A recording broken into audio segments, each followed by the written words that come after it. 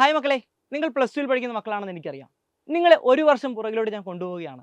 നിങ്ങൾ 10ാം ക്ലാസ്സിൽ നിന്ന് പ്ലസ് ടുവിലോട്ട് വന്ന ആ ഒരു നിമിഷം നിങ്ങൾക്ക് ഓർമ്മയുണ്ടോ? 10ാം ക്ലാസ്സിൽ നിന്ന് പ്ലസ് ടുവിലോട്ട് വന്നപ്പോഴത്തേക്കും നിങ്ങൾ അലർട്ടായിരുന്നു. കാരണം സിലബസിലുണ്ടായ മാറ്റവും അതേപോലെ തന്നെ സബ്ജക്റ്റുകൾക്കുണ്ടായ ആ ഒരു ചേഞ്ച് നിങ്ങളെ എല്ലാവരെയും ഭയപ്പെടുത്തി. അതുകൊണ്ട് തന്നെ പ്ലസ് വൺ നിങ്ങൾ അത്ര സൂക്ഷ്മമായി തന്നെയാണ് പഠിച്ചത്. അതുകൊണ്ട് തന്നെ നിങ്ങൾക്ക് നല്ലൊരു റിസൾട്ടാണ് ഇപ്പോൾ കിട്ടാനായിട്ട് പോകുന്നത്. അവിടെ നിന്നാണ് നിങ്ങൾ പ്ലസ് ടുവിലോട്ട് വരുന്നത്. നിങ്ങൾ വിചാരിക്കും പ്ലസ് വണ്ണിൻ്റെ തുടർച്ചയാണ് പ്ലസ് ടു എന്നും അതേ സബ്ജക്റ്റുകൾ തന്നെയാണ് നമുക്ക് പ്ലസ് ടുവിൽ പഠിക്കാനുള്ളതും. അതുകൊണ്ട് തന്നെ പ്ലസ് ടുവിന് നിങ്ങൾ അത്ര സൂക്ഷ്മത പുലർത്തത്തില്ല. അതാണ് നിങ്ങൾക്ക് പ്ലസ് ടുവിൽ പണി കിട്ടാനായിട്ട് പോകുന്നത്. മാത്രമല്ല, പ്ലസ് ടുവിൻ്റെ സിലബസ് നമ്മൾ നോക്കുകയാണെങ്കിൽ പ്ലസ് വണ്ണിനേക്കാൾ കൂടുതൽ കാര്യങ്ങളാണ് നമുക്ക് പ്ലസ് ടുവിൽ പഠിക്കാനുള്ളത്. അതുകൊണ്ട് നമുക്ക് പറയാൻ സാധിക്കും പ്ലസ് വണ്ണിനേക്കാൾ പാടാണ് പ്ലസ് ടു. എന്തുകൊണ്ടാണ് പ്ലസ് ടു ഇത്ര ഡിഫിക്കൽട്ടി ആകാൻ കാരണം? നമുക്കൊന്ന് അനലൈസ് ചെയ്താലോ. ഫസ്റ്റ് വൺ നമ്മൾ നോക്കാൻ പോകുന്നത് സിലബസ് തന്നെയാണ്. ഇപ്പോൾ ഫിസിക്സിൻ്റെ കാര്യം എടുക്കുകയാണെങ്കിൽ ഫിസിക്സിൽ പല ടോപ്പിക്കുകളും നിങ്ങൾ ഇതേവരെ കാണാത്തതും കേൾക്കാത്തതുമായ ടോപ്പിക്കുകളാണ്. ഫിസിക്സിൽ നമ്മൾ 3 സെക്ഷനായിട്ടാണ് തിരിക്കുന്നത്.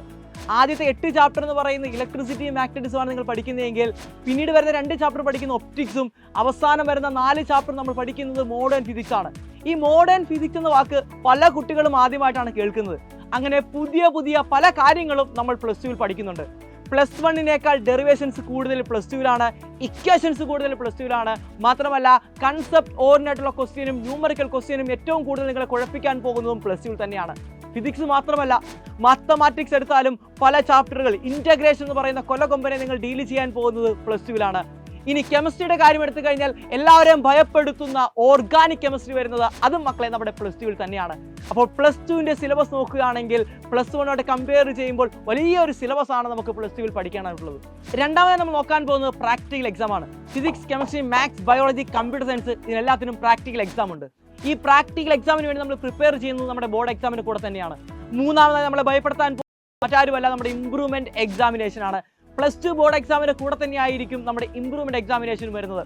ഈ കാര്യങ്ങളൊക്കെ വെച്ചുകൊണ്ട് മക്കളെ നിങ്ങൾ തന്നെ പറ, പ്ലസ് വൺ ആയിരിക്കുമോ പ്ലസ് ടു ആയിരിക്കുമോ ഡിഫിക്കൽട്ടി ആകുന്നത്? പ്ലസ് ടു എത്രയൊക്കെ ഡിഫിക്കൽട്ടി ആണെങ്കിലും വ്യക്തമായ സ്റ്റഡി പ്ലാനും സ്ട്രാറ്റജിയും നിങ്ങൾ ഞങ്ങളുടെ കൂടെ നിൽക്കുമെന്ന് ഒരൊറ്റ ഉറപ്പും നൽകുകയാണെങ്കിൽ നമുക്ക് ഒരുമിച്ച് നിന്നുകൊണ്ട് നമ്മുടെ അഗ്നി ബാച്ചിലൂടെ ഈ പ്ലസ് ടു എന്ന് പറയുന്ന കൊലകൊമ്പനെ മെരുക്കിയെടുക്കാൻ സാധിക്കുന്നതാണ്. എന്തൊക്കെയാണ് ഈ അഗ്നി ബാച്ചിന്റെ ഫീച്ചേഴ്സ് നമുക്ക് നോക്കിയാലോ. റെക്കോർഡ് ക്ലാസ്സുകൾക്ക് പുറമെ ഡെയിലി ലൈവ് ക്ലാസ്സുകൾ, ഡൗട്ട് ക്ലിയറൻസ് സെക്ഷനുകൾ, പ്രീവിയസ് ഇയർ ക്വസ്റ്റ്യൻ ഡിസ്കഷൻ, അതേപോലെ തന്നെ എക്സാം സീരീസ്. നമ്മുടെ എക്സാം സീരീസിനെ കുറിച്ച് പറയുകയാണെങ്കിൽ ഫിസിക്സിൽ 14 ചാപ്റ്റർ ആണുള്ളത് അല്ലേ. ഈ 14 ചാപ്റ്ററിൻ്റെയും 14 എക്സാമുകൾ കണ്ടക്ട് ചെയ്യുന്നുണ്ട്. മാത്രമല്ല, ഫിസിക്സിനെ നമ്മൾ 4 മൊഡ്യൂളായിട്ട് തിരിച്ചിട്ടുണ്ട്. 4 മൊഡ്യൂളിലും ഓരോ എക്സാം വീതം 4 മൊഡ്യൂൾ എക്സാം. തീർന്നില്ല, 3 മോഡൽ എക്സാം. ഓണത്തിനും ക്രിസ്മസിനും അതേപോലെ തന്നെ ഫൈനൽ എക്സാമിന് മുന്നോടിയായിട്ട് നമ്മൾ മോഡൽ എക്സാം നടത്തുന്നുണ്ട്. അങ്ങനെ 3 മോഡൽ എക്സാം. ആകെ നമ്മൾ ഫിസിക്സിന്റെ കാര്യം മാത്രം എടുത്ത് നോക്കി കഴിഞ്ഞാൽ 21 എക്സാം ആണ് നമ്മൾ കണ്ടക്ട് ചെയ്യുന്നത് നമ്മുടെ ആപ്പിലൂടെ.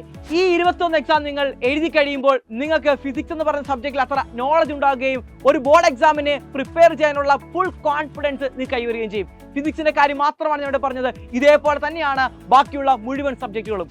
അപ്പോൾ മക്കളെ, നിങ്ങൾ ഞങ്ങളുടെ കൂടെ ഉണ്ടെങ്കിൽ പ്ലസ് ടു നമുക്ക് ഒരുമിച്ചിരുന്ന ഫുൾ മാർക്ക് അടിച്ചെടുക്കാം. നമ്മുടെ കൂടെ കൂടിയേക്ക് ജോയിൻ ആവും.